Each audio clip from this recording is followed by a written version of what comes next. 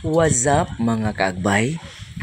Kayo ay nakatutok pa rin sa Aniceto Garcia Vlogs. Yehey! Magandang araw sa inyong lahat. Ito yung part 2 ng ating video tungkol sa ating family bonding kung saan pumunta tayo sa ilog at doon ay nagkakaroon tayo ng kasiyahan. So paano naging kasiyahan ang ating pagpunta sa ilog? Ay tayo ay nangingisda. Yes mga kaagbay, tayo po ay nangingisda. So simple lang po ang ating ginawa. Pile po natin yung mga bato doon sa ilog at saka pinadaan natin sa kabilang bahagi ng ilog yung tubig nang sa ganon ay mas madali nating makita at makuha yung mga isda at iba pang mga pwedeng hulihin doon sa ilog. So kung inyo makikita dyan mga kaagbay, marami kami. Andyan sa frame po, tatlo po sila na nandyan. So ang basically yung kanilang ginagawa ay tinatanggal nila yung mga bato at nagpile sila gamit ang nang tawag niyan yung mga sako tsaka trapal tsaka anong tawag dyan sorry po, tarpaulin, no? Lumang tarpaulin. So yun na nga mga kaagbay, yan yung ginagawa nila. Tsaka sa dakong dulo doon makikita ninyo yung mga kasamahan namin na nagluluto po, nag-iihaw sila ng isda, tsaka ng karning baboy, tsaka may dalawang ducks, no? Anong tawag dyan? Bebe, no? Bebe. Doon kanilang iniihaw or anong tawag dyan? Gisuba in our dialect. And so yes mga kaagbay, busy ang lahat. Habang may nagluluto, meron namang iba na nagpe-prepare ng mga pagkain. So andyan po si nanay. Ayan, yung mga pamangkin ko ay medyo nagugutom na. Kaya binigyan sila ng pagkain. Ang sa ganon ay hindi sila magugutom. So kumakain sila ng guso. Tsaka ano pa yung kinakain nila, parang ayan, yun pala yung kaldero. Yung kaldero po natin mga kaagbay is may laman po yan na walaan nyo. Ano yung laman ng kalderong yan na nakasalang sa tatlong bato at ayan, niluluto. Ano sa paningin nyo or ano sa tingin nyo ang laman ng kalderong yon? So basically mga kaagbay, yun po ay yung mga nahuhuli nating mga isda, tsaka mga shrimps, tsaka mga crabs. So yan yung niluluto doon sa malaking kaldero na inyong nakikita kanina. So at this point, nakafocus ulit ang sa ating camera yung iba nating mga kaanak na nagluluto doon sa kabila, at saka ito namang iba na ayan, sorry po. Inuubo po ang inyong host. So yan po yung iba nating mga kaanak. Ayan yung mga kapatid ko. So yun nga, busy sila sa kanilang mga ginagawa. Tsaka dito naman, ito yung nanay namin. Tsaka ayan, ayan si Archie, yung aming favorite na aso. Diyan sila sa ilalim, tsaka may tuba dyan. By the way mga kaagbay, uminom ba kayo ng tuba? So ang tuba ay isa sa mga inumin na lokal po dito sa Eastern Visayas, particular po dito sa Leyte, na kung saan galing po siya sa puno ng nyog, tsaka nilalagyan siya ng tungog. So ang tungog po ay galing sa isang uri ng halamang dagat. So yung tinatawag ng mga tungog or mga katunggan or mga mangroves kumbaga. So ito yung bark or skin ng tungog. So yan yung inilagay para magkulay pula, no? So mas naging akit-akit siya at mas enticing on the part of mga manginginom, of course. So yun nga mga kaagbay, balik tayo. Andyan yung mga pamangkin ko. So tumutulong sila sa ayan. So kung inyong nakikita ay hindi na masyadong umaagos yung tubig kasi pinadaan namin doon sa kabila. So kung inyong makikita, ayan, busy-busy na sila. So kanilang tinatanggal yung mga bato at kasi sa ilalim ng mga batong yan, posibleng meron pong mga isda at iba pang mga pwedeng pagkain, no? Siguro mga crabs. So andyan sa ilalim ng mga bato. Kaya ating gagambalain. Sandali, sorry po. This is a way of fishing po dito sa amin. So ang tawag po sa local na fishing na ito ay pamahubas, no? Pamahubas. So kung inyo makikita, yun nga, yan, kukunti na lang yung umaagos na tubig. Kasi nandun na nga sa kabila. So andyan sila, busy sila, sinimulan na nila ang pangunguha ng mga isda.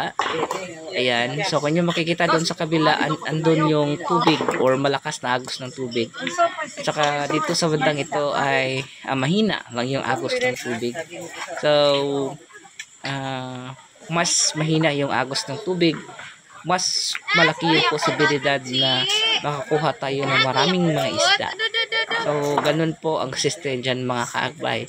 Saka busy pa rin yung iba nating mga kaanak doon sa kanilang pagluluto at paghahanda para sa ating pananghalian. So, while they are doing that, we are making sure that madaling maluto yung aming mga pagkain. Nang sa ganun ay makakain tayo ng anong tawag nito? Makakain tayo sa oras, no? Sa wastong oras. Kasi baka malipasan tayo ng gutom. So ayan yung balding pula. Yan yung diyan inilalagay yung mga nakukuha nilang or nakokolekta nilang mga isda at iba pang mga iba pang mga pagkain na nakukuha mula sa ilog. At saka nandyan yung aso natin, of course. Nandyan si Archie, ang aking paboritong aso. At saka yung mga aso na pag-aari ng aming mga kapitbahay. So yun nga. Ayan. So, pati si Archie ay nawiwili din sa pamasyal-pasyal at patingin-tingin dyan.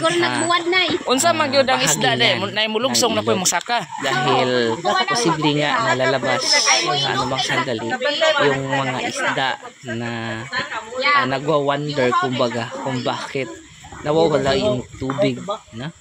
Nawawala yung agos ng tubig dyan sa sapang yan. So, ayan, kapag ganyan, ay, andyan si Archie, umiinom ng tubig. Malinis naman yung tubig mula sa ilog na yan mga kagbay kasi nagmumula yan dun sa bundok, no? Tsaka hindi naman marumi yung kumbaga yung mga ilog, yung tubig sa ilog dyan. And then andyan si aking pamangkin na si Romel at saka yung aking nakakatandang kapatid na si Ate Brenda. So, busy rin sila sa pangunguha ng mga isda. So, kung inyong titingnan, ayan siya. Nawiwili siya sa pangunguha ng mga isda. At saka, patingin-tingin naman yung iba na mga kaanak doon sa kabila habang umiinom sila ng tuba. So, of course, magaling silang sa kanilang ginagawa, no? Na pinapatuyo nila yung tubig sa ilog. And andyan naman yung nanay ko, tsaka yung nakababata kong kapatid na si Judah, patingin-tingin. Sila nagmamasid habang nangunguha ng isda yung iba nating mga kaanak. So, andyan sila doon sa bandang yan. Busy sila kahit mga malalaking mga bato ay kanilang anong tawag doon, kung sa English, move, kumbaga. Lagi, So, sabi na kanilang inililipat, no? Nang sa ganun ay makikita nila kung wala Di bang na mga makaon. isda na posibleng nasa ilalim ng mga batong yan. So, I guess yan yung mga activity natin mga kaagpay. And I look forward na makakaroon ulit kami ng tawag dito ng banding, family banding in the near future kasi aking nakakatandang kapatid na isang seaman ay aalis na hopefully babalik na siya sa barko. So, ginagawa namin yan nang sa ganun ay makakaroon kami ng banding and at the same time sasaya, no? Mga makakaroon kami ng mga memories together, no? Habang nandito yung kapatid ko at habang hindi naman kami gaanong busy. So, I guess, yan lang muna ang content ng ating vlog. O, ayan. So, kung nyo nakikita, ayan, naluluto na yung mga shrimp at isda namin nakukuha mula sa ilog. And maraming salamat sa inyong panonood, mga kahagbay. Ako po si Aniceto. At kayo ay nakatutok pa rin sa aking vlog. Ako po si Aniceto again. Aniceto Garcia Vlogs. Yehey! Maraming salamat, magandang araw, at sana ay, at nawa ay patnubayan tayo palagi ng may kapal. Maraming salamat. Bye-bye. Bye-bye.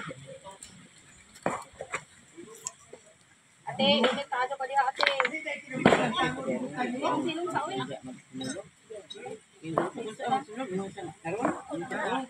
Ha? Practice? Na-practice ako dito Oo, sila. Ha? Sila. At ito sinsanaan kay arang naman yung practice ay? Ubitaw. Para asa man te? Sa linaw. Para asa te? Sinulog. Hindi, matuto tabunan to sila sa ubang gamon te. Kaya pati ba? Kay mura man o. Ano siya? Timo-timo diha ate.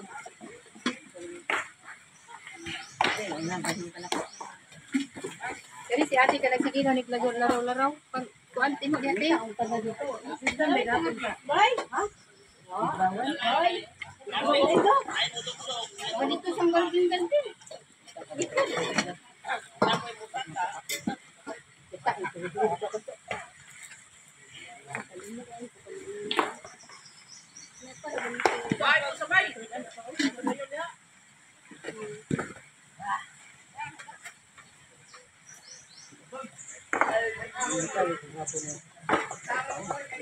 Yeah.